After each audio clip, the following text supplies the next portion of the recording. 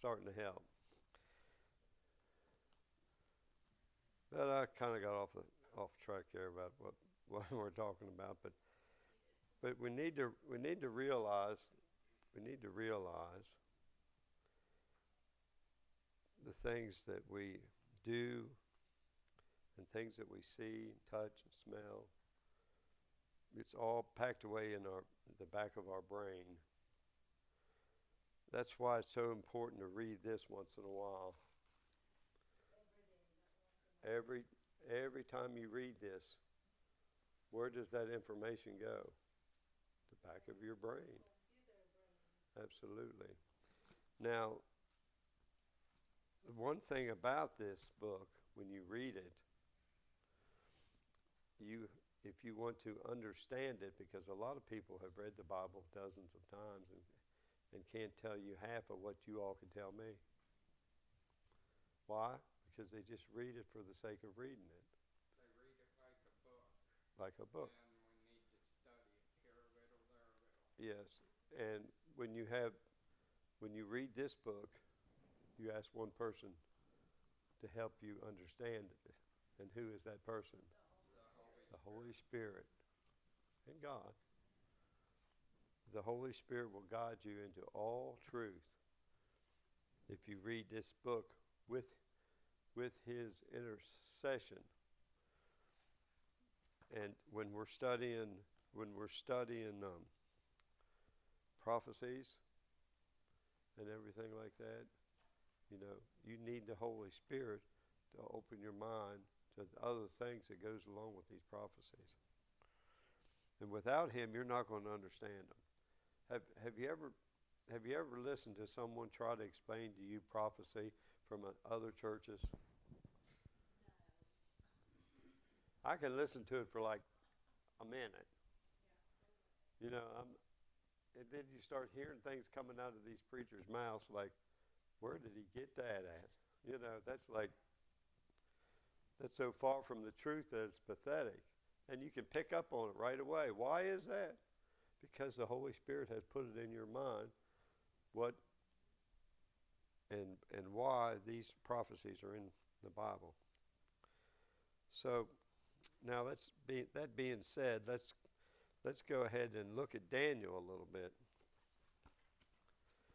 Now, the trouble with this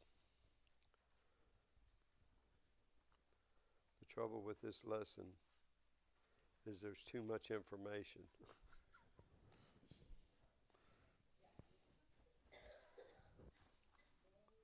Daniel 2. But it's not a trouble, it's just time-wise trouble. You see, it's good to study the prophecies, isn't it? If you want to understand the Bible, you have to understand the prophecies. And Daniel 2,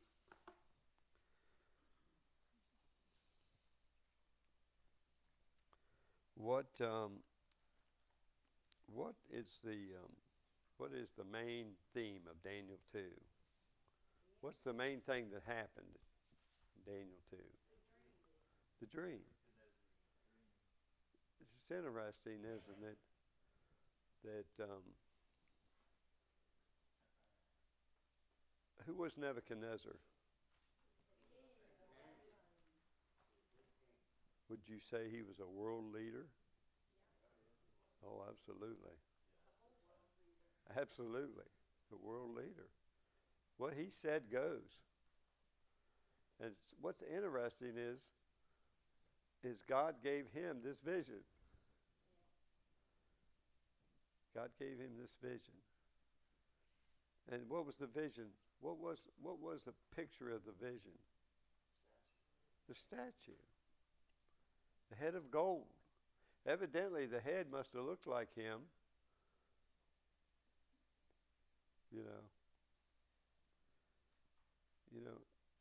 And God sent him a vision.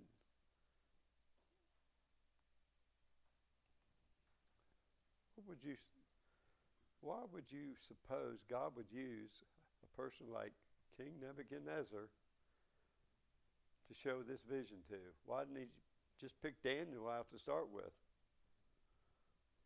Because you back up, remember the history, it was King Nebuchadnezzar who took the Israelite back to Babylon and made them in prison, and some of the elite put them into the offices of his government. So there are some good things and bad things about Nebuchadnezzar.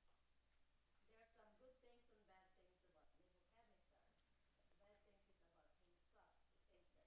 Let me ask you, if Daniel would have stood up in front of King Nebuchadnezzar and all the people in his realm and said he had a vision, would most people have paid too much attention to it? Not likely. But you see, if a world leader stands up and says he had this vision, and then after that forgets it. Now this is really interesting way that God did this.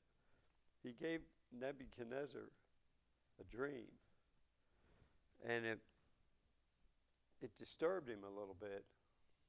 He couldn't sleep. Why? Because he couldn't remember what the dream was. You know. So now here comes God to Daniel. Daniel says, "O king, give me some time and let me pray to my God, and then we will give you interpretation of that dream." You see.